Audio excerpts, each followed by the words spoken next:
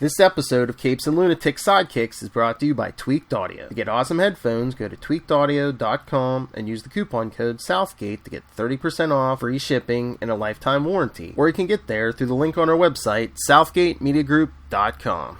This is Luca Perich, and you are listening to the Capes and Lunatic Sidekicks podcast. Yeah, whatever. Ben Reilly, Spider-Man's clone. He's a sweatshirt. Yeah, that's how you know he's different, and he's a blonde hair.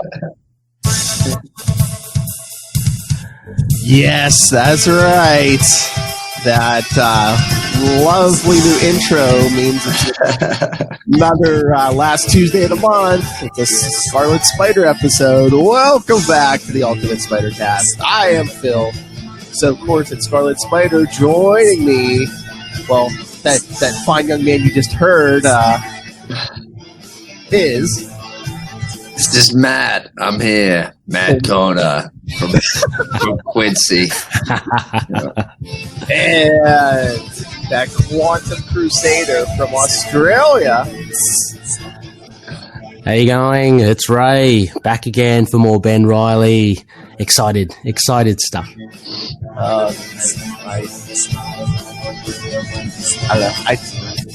just call you the Quantum Crusader because you're wearing that Quantum Zone t-shirt. What about our Quasar? Yeah. That's the Quantum Zone. Oh, hey, Will. Yeah. Good morning. And look, I just want a big thank you as well to Matt and the Quantum Zone. Fantastic little surprise I got in on the front doorstep. So yeah, wearing it very proudly. It's my first podcast T-shirt. So it's I feel there are plenty more to come. I hope so. Good side. Cool. Yeah. Good, great fit. I just got to get my quantum bands and I'm set. Okay. So I was going to say, if it doesn't fit, we could always send you some pin particles. I could sprinkle some particles on it to make it bigger. Yeah. It'll be a 3X in moments. Oh, excellent. Jeez. All right. Since it's early for some of us and it's late for others. Daylight savings time is you don't have that in Australia, right? You just no, we do. Okay, yeah, different time though. And can I just say, anyone that is watching the video of this, it's priceless watching these two guys. These guys are rubbing their eyes. They're kind of slapping their faces. It's very early morning for them, and an hour lost as well. So yeah. I got my Infinity Gauntlet mug with me. Oh, nice. Would have been more. I just got it. It would have been more appropriate to debut in the Quantum Zones as we're in the middle of the Infinity War. But yeah, whatever. Yeah. I just love any other time you would have had some kind of pun, but now you're just like, yeah, but anyway, yeah. Yeah, whatever. Ben Reilly. I love the white hoodie, but yeah. Anyway, we're here. Yes. There's Spider-Man on here somewhere. It's one of those. Yeah, I think I saw him. Oh, right. Yeah, he's up in the head somewhere. Yeah. Oh, there he is. Along with Iron Man and the others. Yes. I'm just keeping my hair at bay. It's probably very unruly for such an hour. So, I'll spare you. That's why I got the hat on as well. Yeah. But yes, we're here to talk Spider-Man: The Lost Years 1 through 3 from August, September, and October 1995. But no, before you jumped on, Matt, Ray was saying in the latest issue of Action Comics, Romita drew that issue. John Romita Jr. drew that one, and it's like his art's way different there than it is here. Oh yeah, I'm sure some years difference. I don't know. Yeah. And like Ray was saying, digital techniques now and stuff. I don't know if that makes a difference. I think so, definitely. I mean, like this is the pencils for sure. I mean, just the structure of it and what's available. But I like the art that we explored in this issue and in Zero, which we're coming off of. Yeah, right? Both very good. I mean, I reckon just to further that point as well, Phil, I reckon you can cut corners with digital stuff and I guess the temptation is there to do that, if you're a colorist or inker, whereas there's really nowhere to hide if you're doing it old school style, you know what I mean?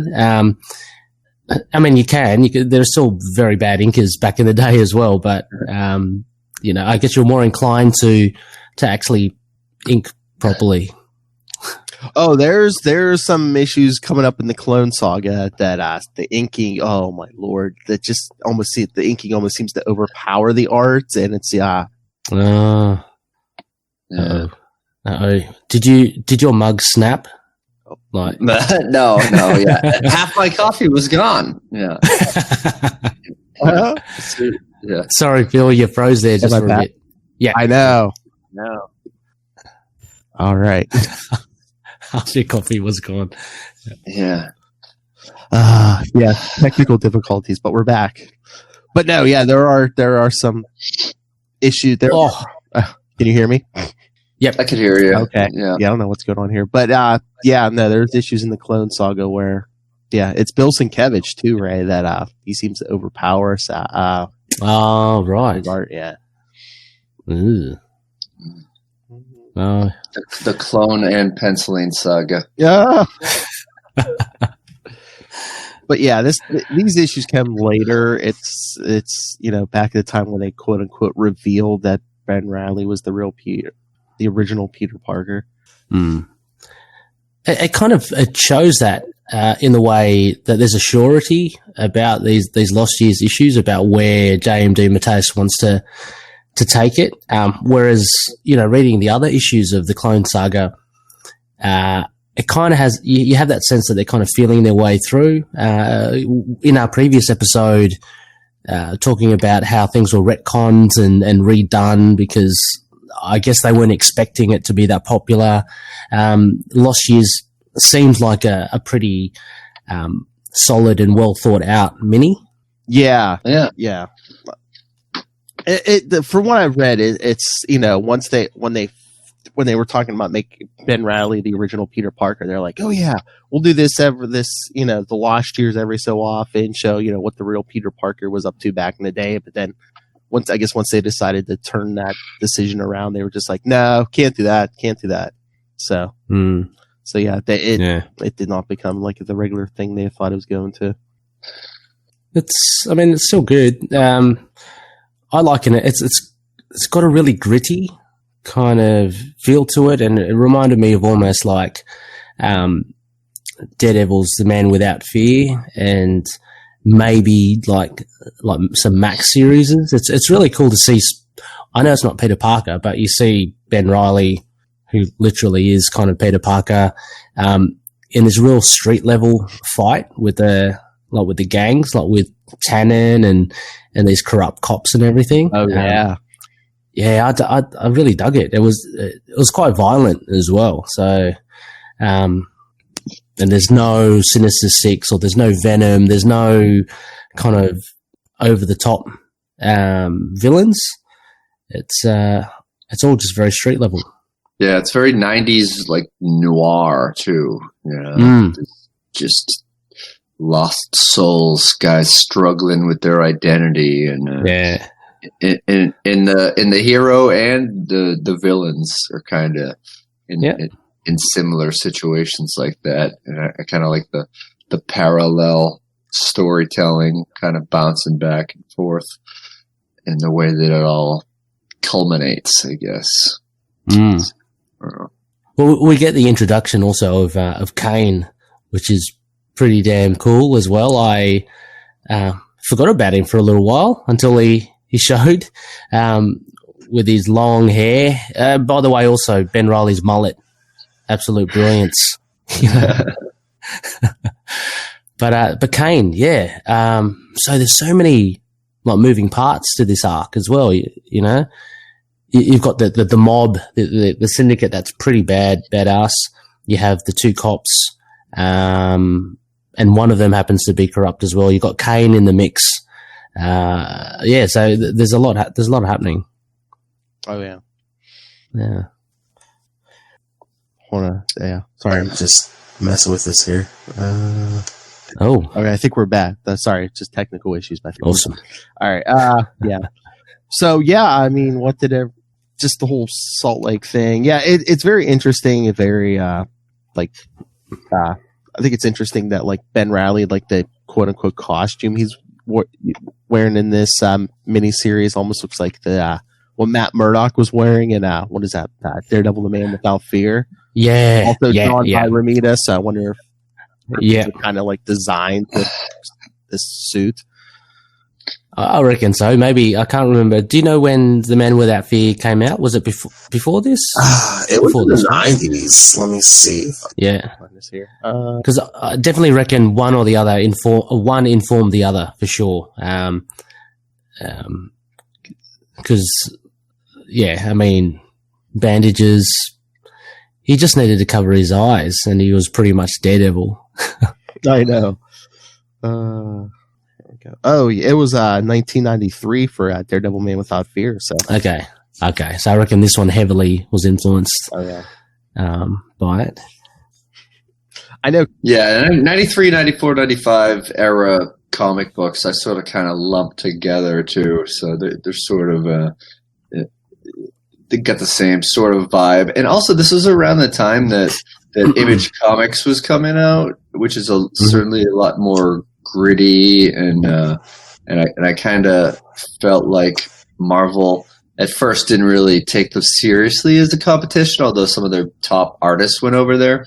They sort of began to influence Marvel's vibe too. You know, like they wanted well, these are books that are selling that are certainly darker, so you know we could go there and sort of keep it in the Marvel brand sort of way. And Yeah, I just had a look up there as well, Matt. You mentioned about Image, absolutely, but also the big kahuna at this time was Sin City, right? Frank Miller, 91, 92, around that era as well. So that kind of laid the way and influenced, I think, a lot of gritty noir street style kind of stories. So this is around the same time. Yeah. Shadowy, powerful mob figures getting involved. Yeah, I mean it gets pretty extreme, like with Tannen planning, number one, to abduct the detective, but two, to kill his wife and child, like by blowing up the house. So it's pretty dark. Yeah, for sure. Yeah. So this issue starts off with a car accident, right, or a continuation of the. Yeah. Oh, no, a different car accident, but a nice difference here being, and the immediate difference being with that bus is that Ben Reilly decides straight away to save, to jump into action. So, and it's kind of nice and reassuring to know because he's got all those spider powers. So he's doing 20 feet jumps and stuff and lugging people out of the way. So, I think it was a good way to kickstart this issue one. Yeah, so he saves a mother and her daughter, and doesn't stick around for credit. He's not the kind of man who wants to be thanked. She remarks to the officer. Yeah, and then you sort of get into the inner thoughts or the commentary. He's been on his bike for nearly 30 hours straight, and then traveling the world from San Francisco to Singapore to Bombay, which I know it was the 90s, but I'm pretty sure you needed a passport back then. I don't know how a clone got a passport, but true. Unrealistic comic book. No, I know what's going on. And just at the beginning here as well, I've got to remark the rain and the art here. I mean, I love this downpour. It just adds to that kind of the noir feel or the heavy feel. Yeah, it just seems, absolutely. It just seems like half these Ramita 90s stories. It's like it's raining. Yeah. It's raining clones. Hallelujah. Yeah. He's awake. Yeah, and a lot harder, just getting back to the artwork, a lot harder to draw rain, and there's a lot of it for the first few pages, culminating with the big motorcycle splash page for the title screen on page 6 or 8. Yeah, absolutely. It's and that's what I was kind of talking about with the line work and the ink. You look at that. You look at Action Comics 2020. It's like, yeah.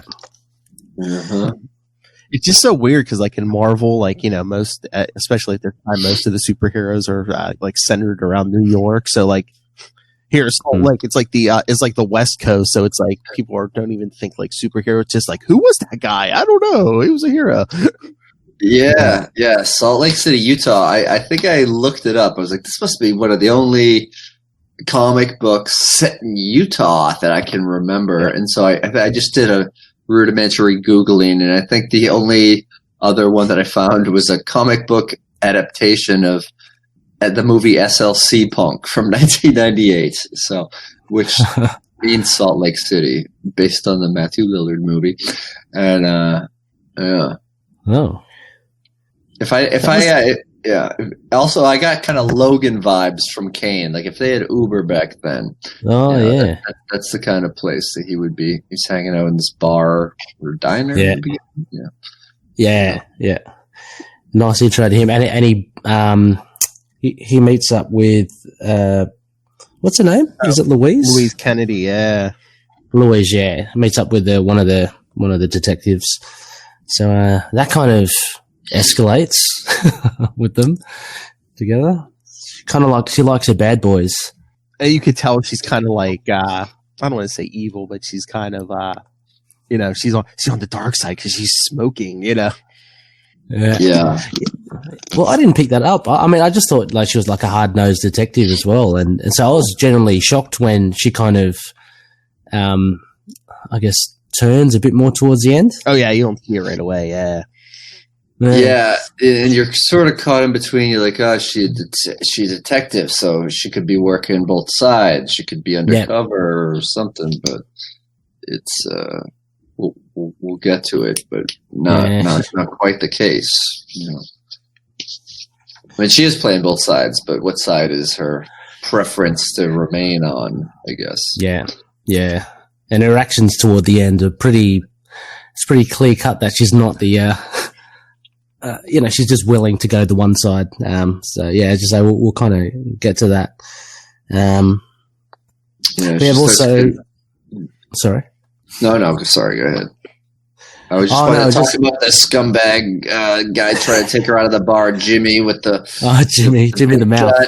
Jimmy the Mouth. He's got the sweater and the chains and the white suit coat, and he gets a little handsy with her, and she kind of gives him a nice shot to the gut, which makes all the people in the bar laugh at the blatant disrespect, which she's very angry about. It's got a nice monobrow as well. Oh yeah. But yeah, just Ben Reilly and Kaine, just the synchronicity of them meeting these women at the same time, and so have stuff going on. Well, and kind of being at the they're short-haired women. He's a big long-haired rock star types. I mean, Kaine's his haircut is out of control. It's going below the waist. Each panel it gets longer. Yeah. Well, I mean, he's suffering clone degeneration. What's your excuse, Matt? Well, hey, I would think it would get shorter with degeneration. Looks like he's got You would think, but it's weird. It's like as he degenerates, like his whole body, which I'm assuming now means his hair, just is getting bigger. That's true. Yeah. Yeah. Follicles getting ripped. So I just love Ben Reilly and meeting this woman, Janine, or Janine. Yeah, we find out her real name's Elizabeth, but yeah, Janine. Of course, redhead. Yes, yeah. Pick that up. The gods were favourable on Ben Reilly, and they made the parallels between him and Peter Parker. But again, as well, that's intertwined with the detectives. Detective Raven, the guy who comes into the bar and sort of makes him wonder what's going on, feel threatened, and Janine, it seems on the surface cordial with him, but then we find out that she's a little nervous. It's like sort of plants a seed for later. Yeah, because she seems all nervous when the cop comes in, and Ben Reilly's like, "Wait, what's going on?" It's Jacob. Yeah. Jacob Raven seems like a nice guy, but is he bothering her? Or? Yeah, her demeanor changed. I wrote in my notes that the waitress is jovial, even a merry Janine. I don't know. I was trying to make a Mary Jane reference. I got up at 6 a.m. last week to do this when we weren't recording, and I vigorously typed out these notes. So, real dumb. But yeah, no. Oh, please. I think there's a panel with Ben and Janine in issue 2, and even somebody at Marvel, when they were looking for a picture of Peter and Mary Jane, accidentally used that picture. Whoa. Yeah. So yeah, it's people are like, oh look, it's Peter Parker and the redhead. Yeah, it must be Mary Jane. Yeah. That's great. It's kind of rewriting history, or I forget where they used it, if it was a book or another issue, but yeah, they were looking for a old picture of Peter, Mary Jane, and they used one of the panels from issue 2. Ben and Janine. Ben and Janine. Nice. Was that like a Springsteen song? Little story about Ben and Janine. No, that's John Mellencamp.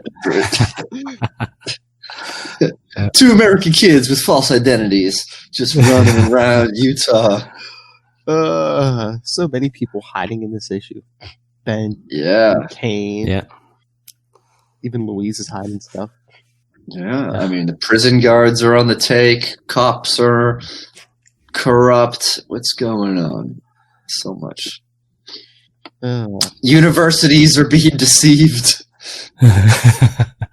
Yeah. I don't know. I get it, but it just seems almost weird because it's Kaine gets Louise in the bed by the end of this first issue. It just seems like it's almost like, oh, you have a darkness within you. I have a darkness too, Yeah. Like emo high school kid. They're like, oh, why don't we date?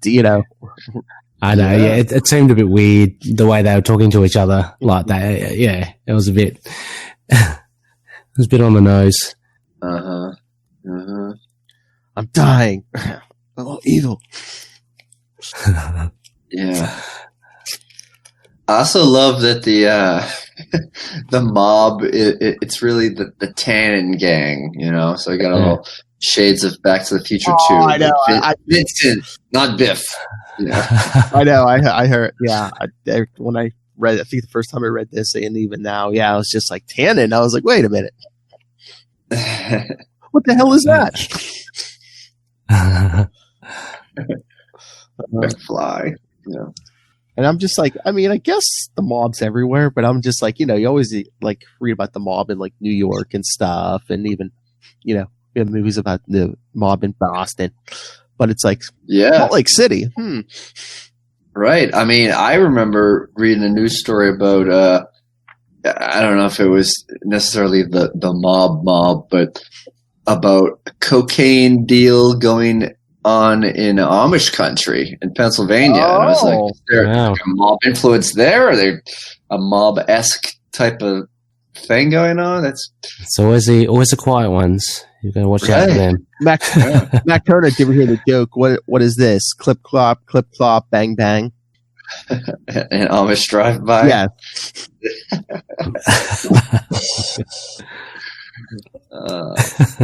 The muskets getting fired. Hang on.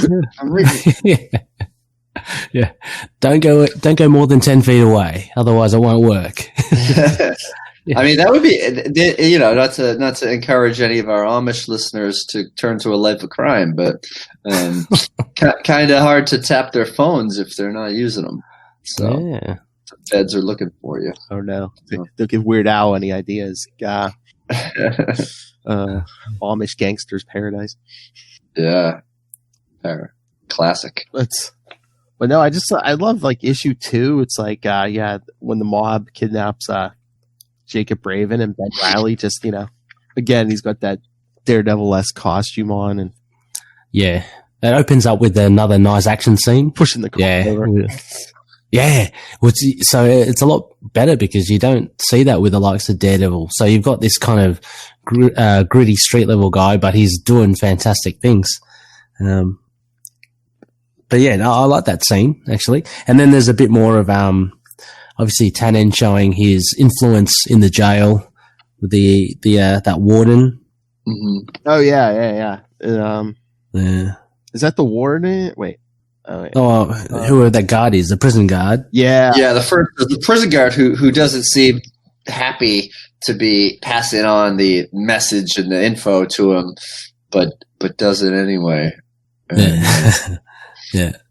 Yes, as far as base. I mean, it seems like Tannen's basically, not feeling too pressured in prison. Nah, he's loving it in there, ruling the roost. Yeah. But I mean, just looking at this panel after the whole Ben Reilly fight, like Kaine on the roof. I mean, the Clone Saga is just littered with like people standing in the shadows all the time, like watching other people. Yeah. I mean, to get a count, but it's probably like in the hundreds, like how many times someone writes in an issue, and so standing in the shadows watching Spider-Man and Reilly. Yeah. His voyeur's delight. Yeah. But actually, Kaine looks really. I like the way Kaine's drawn as well. He's just so, and later on when he starts to degenerate even more, he becomes so like inhuman, and like this unstoppable force. Mm-hmm.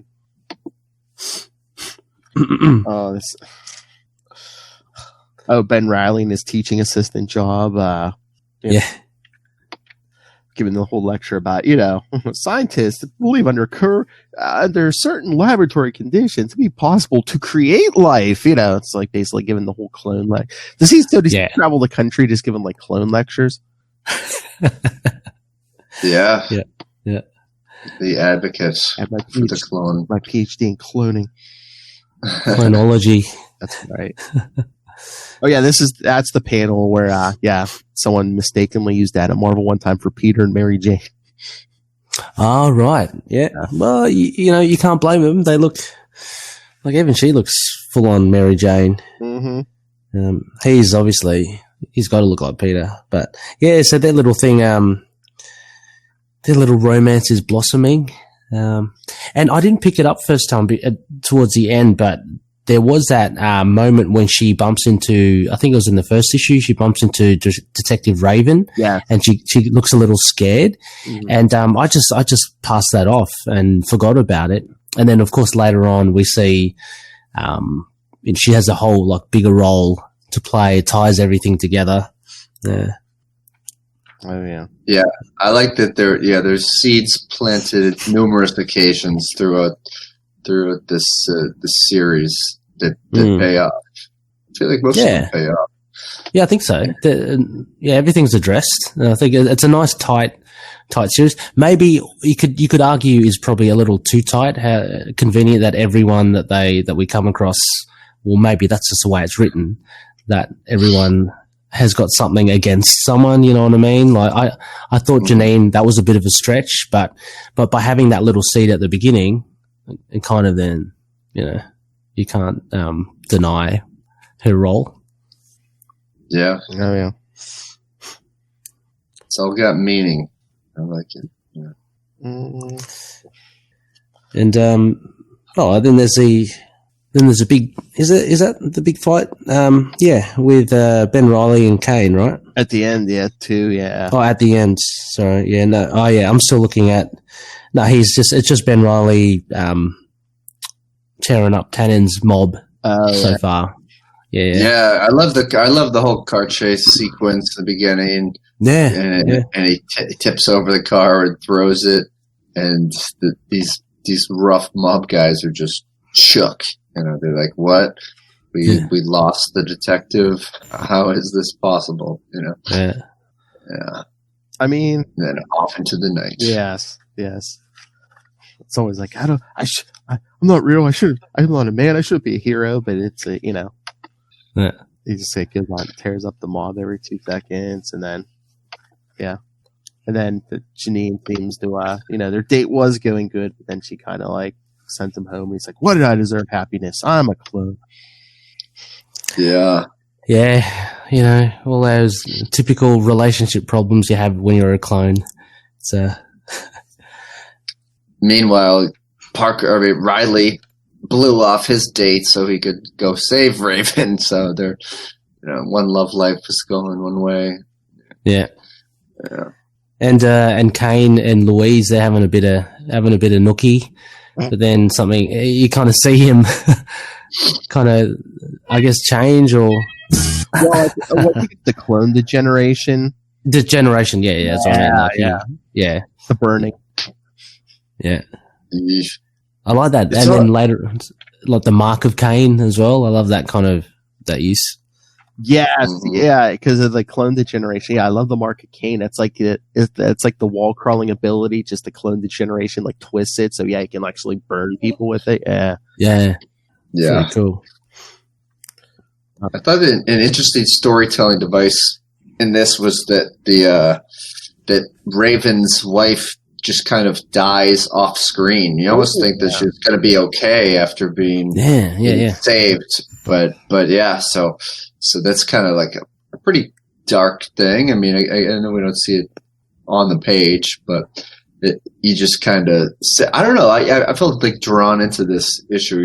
I've never been through something like that, but it sort of made things like real serious. Like, all right, you got this detective he might be out for vengeance. You have the reluctant hero, the villain that's kind of losing it, both physically and mentally, the corrupt cops, gangsters, rainy highways. Anything can happen in Utah at this point. But I just remember being pretty gripped going through this and flipping through. It's funny you mentioned the wife because I'm trying to look now. It's just because I don't think even in the hospital they really show the wife. The only time they really show the wife, which you barely see her, is just like Ben Reilly pulling Jacob Raven's wife and son like out of the fire. Yeah, in the first issue. Yeah. That's like the only time you actually physically see the wife. Every other time it's just like referenced. It's like, oh yeah, she's in the hospital. Oh yeah, she died. And yeah. Yeah, I think that's why I figured she'd live, because you see her getting pulled out. Yeah. Like, he saves the day, but it's like even heroes can't do everything. And sometimes it's not enough. Yeah, that's right. It's a good point because, I wanted to mention that as well. You kind of expect that, even that the fact that they've both made it to hospital, like you expect, they'll be okay. They're in good hands. But yeah, she just dies and you never really see her. But you see the little son. I don't know his name. Oh, is it Matthew? Matthew. Matthew. Yeah. Just you see him getting kind of accosted whilst he's recovering, and that's quite a bit of a shocking scene as well because you don't know what's going to happen. I was waiting for Ray to be like, Matthew. What kind of name is Matthew? See, you remember that in comics, when your name doesn't come up too much. Yeah. I mean, Matt Murdock. Okay. Matt Murdock, Yeah. But then a dad not wanting to go in to see him. That kind of led some intrigue to it. You're like, oh, what's going on? Yeah. I don't know. I just took it as like Jacob Raven didn't want to go in and see his son because it's like, if you do go in, then you're not going to want to leave, and he still has work to do. I don't know. Yeah. But then issue 2, we get the confirmation that Louise Kennedy is, a dirty cop. Yeah. Yes. Yeah. Amongst that was a pretty cool fight. Like the massive. When Kaine beats Ben like half to death. Yeah. Oh, he's just going crazy. Cray. Loco.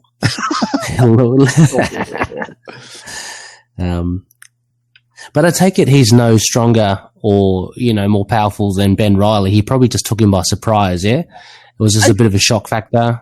I'm trying to remember if again, it's like clone degeneration, if he might be a little stronger because he's bigger, but it's like, yeah, he's dying, but he's getting stronger. It's like... Okay. Because he certainly looks stronger. Yeah. I mean, like he's bigger, yeah. The way Yeah, the way he's drawn. And maybe just the ferocity of his attack has just kind of taken Reilly by surprise. Mm-hmm. I mean, arguably, wounded animal is more dangerous, so he's got nothing to lose, so he can come at you from any angle, and you don't know what to expect. All the hair made him angry. Yeah, that throws off your spider sense. You see the hair coming, but the left or the right are coming from different places. Yeah. And then the whole thing is weird because it's like it looks like Vincent Tannen shows up, but it's not Vincent. It's like, what is it, the nephew or something? That's his brother, isn't it? Or his nephew, is it? Or is it the mouth? Is that the guy's name? No, that's Jimmy the mouth. Yeah. Nah, he's. Oh yeah, that's right. Jimmy. Yeah, right. No, not Jimmy, but yeah, you see, we're meeting more members of the gang or the cartel. But yeah, Vincent has like a twin, and then he shows up with Jacob Blake's son Matthew. Yeah, that was then. Which thankfully, like, he's still alive because that last panel, I thought that whoever was going to snap his neck or something. It just quite a shocking thing. So it was good to see that he's still alive. But it's so weird. Like Kaine beats Ben, he leaves, and then like he comes back when he sees Louise Kennedy in there with Tannen's mom. Like, you betrayed me. Yeah, that sets him off even more. Again, like his face is just like that. I love that splash on issue 3. Just really looking like these days. I mean, just jumping ahead currently, right? Present day, Ben Reilly's got like a bit of a mark on his face from the Peter David run. Yes. Yeah. So things have kind of chopped and changed. And I believe Kaine doesn't. I think. It was. Well, he still does. I'm trying to remember. I mean, I think he has his face is kind of messed up now too. I mean, it was weird because like, during Spider Island they kind of cured him, but then like he's going back and forth in his series too. Because yes, Kaine was Scarlet Spider for a while. Yeah, that's right. In Houston, Texas. Yeah. Wow, they're getting to all these cities that have felt pushed over by the New York and LA contingent. Yeah. But I mean, it's so funny because Kaine's so strong here. Like Ben Reilly's trying to hit him with like packing crates and stuff, and he's not going down. I don't know if it's the clone degeneration hits again, and he just like crumples to the floor. Yeah, he's in a lot of pain. But then every Louise kind of takes off, but Ben saves Matthew from Tannen's nephew. Jimmy the Mouth, right? Jimmy the Mouth. He gets smacked in the face. Good old Ben coming back still. The kid must be traumatized by now. Oh yeah, well he takes Matthew back to his father, and I don't know. Again, I guess it's Salt Lake. This is the Marvel universe. There's, how many different superhumans, but it's like when Ben's hanging to the window, even though he's not wearing the costume, wouldn't you be like, wait, Spider-Man, is that you? Yeah. Yeah. Absolutely. But like I said, it's the Marvel universe. I guess it could be one of 1,000 guys. Well, these days with all the spider people. Oh, but then, Ben goes to see Janine because, she's packing up, getting ready to leave town. But abruptly dumping ghosting era. She's ghost riding him. She's Ghost Rider was big in the 90s. The term ghosting was not. But that happens a few times over the course of this 4-issue series with Janine trying to dump him or getting out of there even when things are seemingly going well. Yeah. Well, she we're in issue 3 now. I know we're kind of skipping around, but we're sort of the big fight at the end of issue 2. So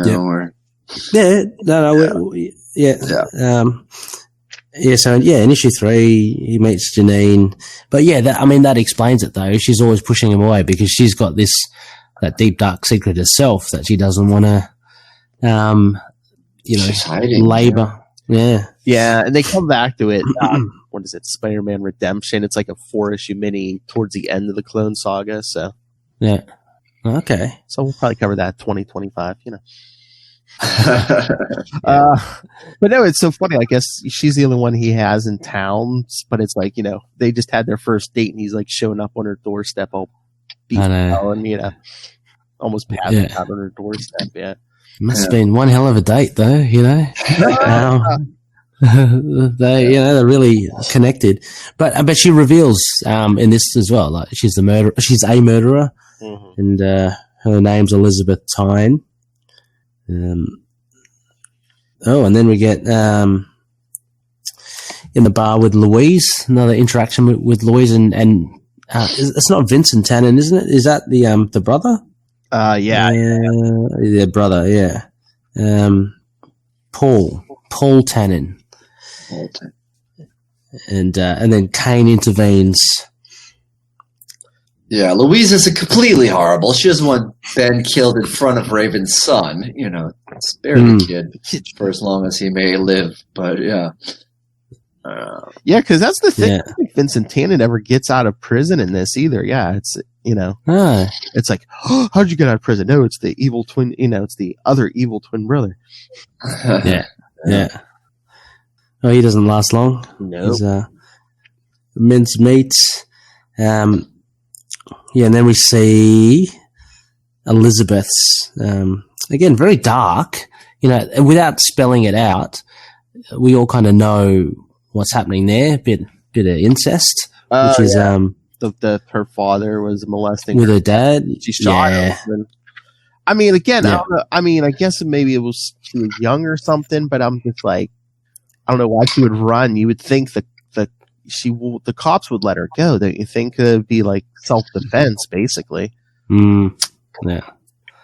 Yeah, it's not always seen like that. There's, even like present day news stories about human trafficking and the person killing like their trafficker and doing long jail term sentences. It seems crazy because, yeah.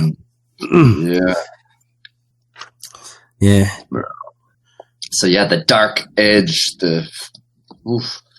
just keeps getting deeper in different ways in terms of like backstory being introduced too. Yeah. Like, wow. And then, speaking of dark, and then just like Kaine and Louise, he's just like, what are you doing? You were my light in the darkness. And she's like, don't you understand? The darkness always wins. Yeah, I know. She becomes more and more despicable as you. And kind of really well drawn here by Remedy Jr. She's got that evil look, from the upper angle into her face. And I love when Ben and Janine hit the road after he tells a secret and proves it by taking her on a little web-slinging jaunt. And she seems to have never heard of Spider-Man. And I know it was pre-internet, but he figured Spider-Man might have made the Associated Press might have picked up a story that went in the Salt Lake Sentinel or whatever newspaper she's reading. Well, I don't know if maybe she's heard of Spider-Man, but she didn't know the whole story because it's like, okay, you're. So I wonder, does he drop the name Peter Parker? Or is he just like, I'm Spider-Man's, I'm Spider-Man's clone and. Yeah. They never really. I don't think that's even more to explain. Maybe he just keeps it vague. Yeah. Or does he just say, whatever. Ben Reilly, Spider-Man's clone. He's the guy. Spectre. Yeah, this guy's family's different, and he's a blonde hair. That's my bet. He does the accent. Yeah. I'm trying to web sling around. I don't want to explain everything to you. Come on. Or did he just keep? Or does he just like keep it nice and simple? I thought they were Boston Pizza owners. He's trying to franchise in the Southwest. Yeah, that's it. Yeah, and Boston Pizza was born. In Salt Lake City. Yeah. And you're talking about, Phil, about people just lurking in the shadows and watching. There's another nice shot of Kaine again. Yeah. Just crouching. Creepy. Brooding. Yeah. Even. What? And then what happens here? There's oh yeah. Well, Ben and Janine are like planning on leaving town. Mm-hmm. Oh, and yeah, they stop locally. They stop locally. That's their first spot. They gotta at least get a couple exits away, you know, Exactly. yeah. before you stop for a coffee at the stomping grounds of people you're trying to avoid. Exactly. Yeah. Yeah, quickly becomes a law enforcement situation. Mm-hmm. Yeah, a bit of a standoff. But, you know, the guy's got superpowers. He's not going to have any bar of it. True. And I love, like, Ben's disguise is a pair of sunglasses and his bruised up face, you know? Yeah. His face is all puffy from getting beaten. Yeah. But Louise's disguise against Raven seems to... It's starting to come apart, you know, and pulling the gun on him. And he's a little... I mean, the guy's been through a lot, but... Mm-hmm. Yeah. You know, she's... Janine, he sees her every morning going in for coffee. And he's sort of wondering what's going on. But Yeah. it's building towards the climax. Right? And then I'm not that familiar with Salt Lake, but they head for the mountains. I'm like, where are they going? Is there...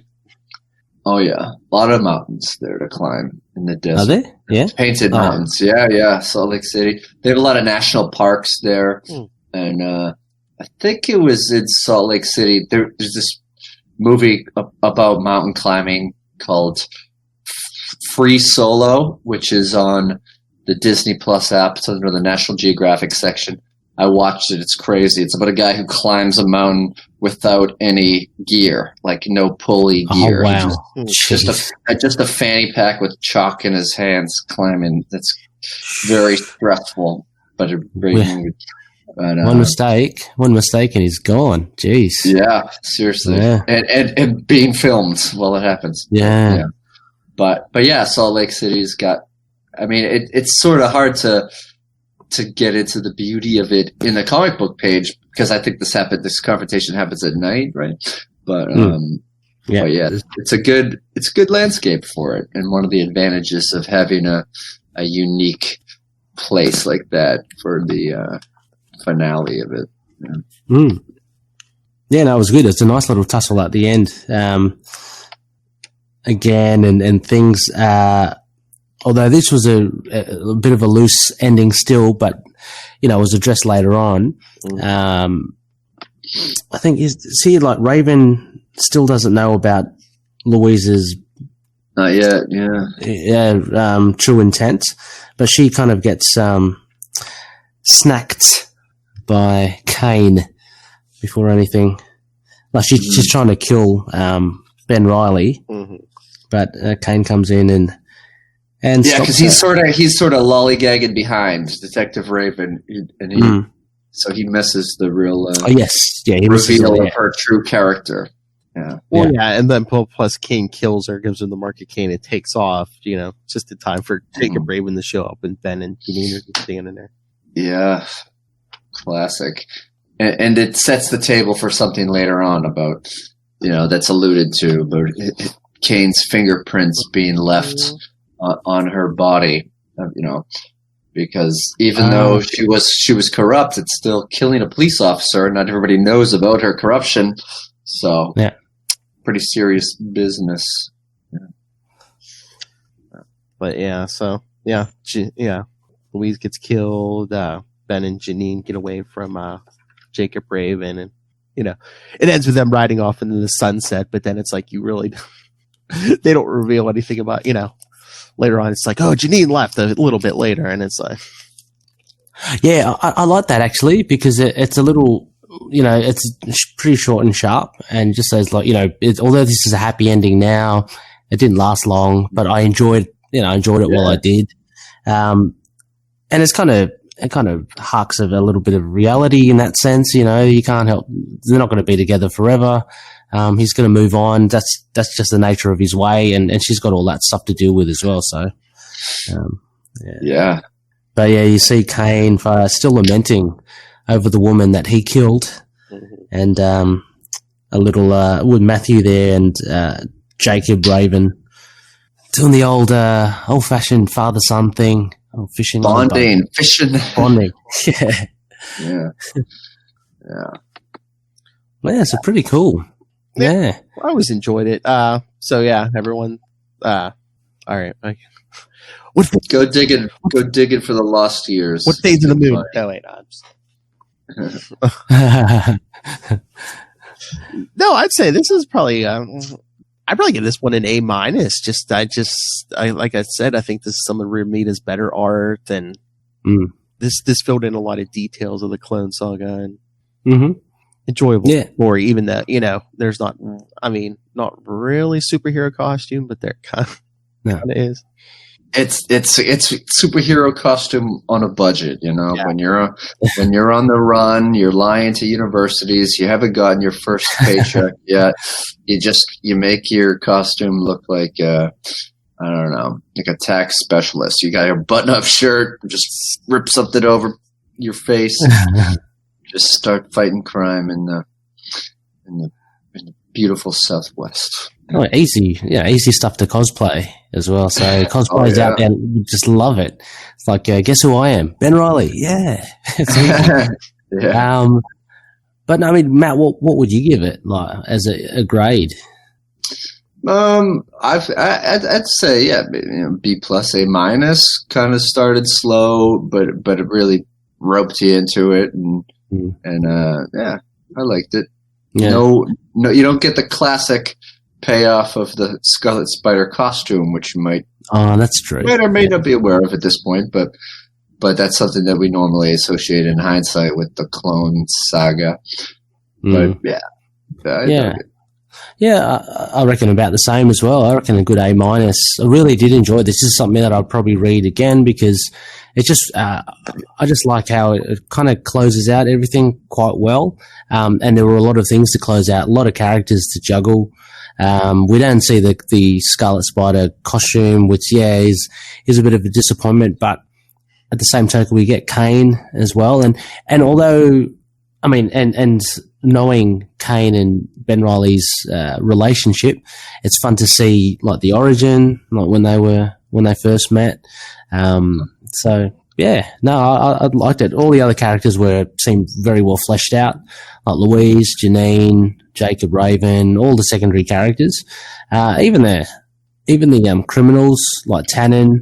I mean, those scenes in the jailhouse was still pretty cool. Like, you know how they were pretending to bicker and fight, but then under their breath they was like, oh, by the way, so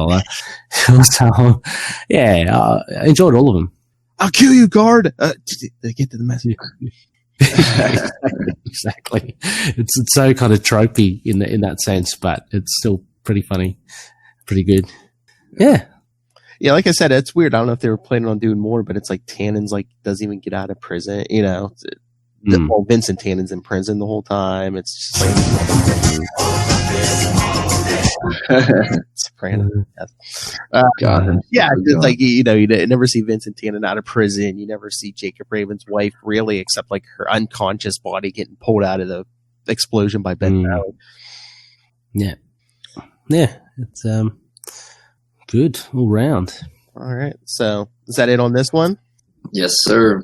Yeah. Sirs. All right. Well, then send us your thoughts. Next episode, Lilith will be back. We'll be talking more alien costume, but in 1 month or a couple minutes, whatever. The next Scarlet Spider will be flashing back to the present of 1994 for Power and Responsibility.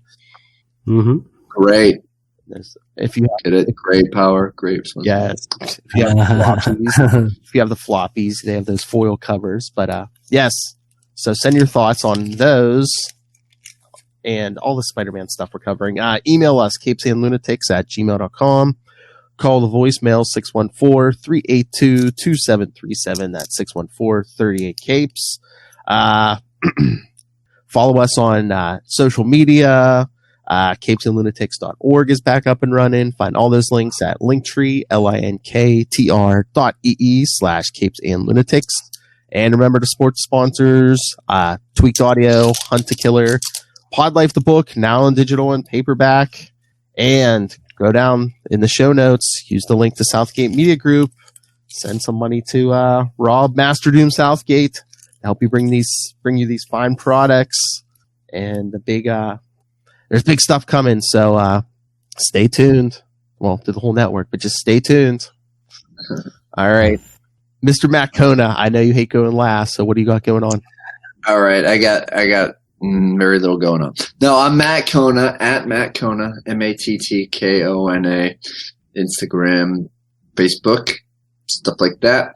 I'm doing comedy occasionally. You can see me out there if you live in very specific towns in New England. And yeah, that's about it. And I'm visiting nursing homes with bad intentions. Horrible intentions. Oh, if you want a T-shirt like Ray has and you wear a size medium, hit me up. I got 2 left. Oh, yeah, I saw you send Socian one too. Yeah, I did. Nice. That's for interested in quantum zone feedback, people. Turn left. Hey, you were thinking like that episode, right? Did you see the envelope he posted? That was the return. Oh yeah, it was a Bond Security. Yeah. All right, Ray from Into the Night, a Moon Knight podcast, Last Sons of Krypton podcast, and half the podcast in the world. Where can people find you? Most likely check us out on Twitter at ITK Moon Knight, or if you're a Superman fan, LSK Podcast. That's for Last Sons of Krypton. On Facebook, facebook.com/ITK Moon Knight or facebook.com/LSK Podcast. Take your pick. And if your first name is Connor, you're probably one of his co-hosts. Oh, yeah. They're both they're clones, you see. So. All right. So, thank you for joining us, everyone. So leave Salt Lake, head back to New York. So yes, go read up on your Alien Costume Saga. Go read Power and Responsibility, and then 1 month, Peter Parker vs. Spider-Man. But until then, swing on back.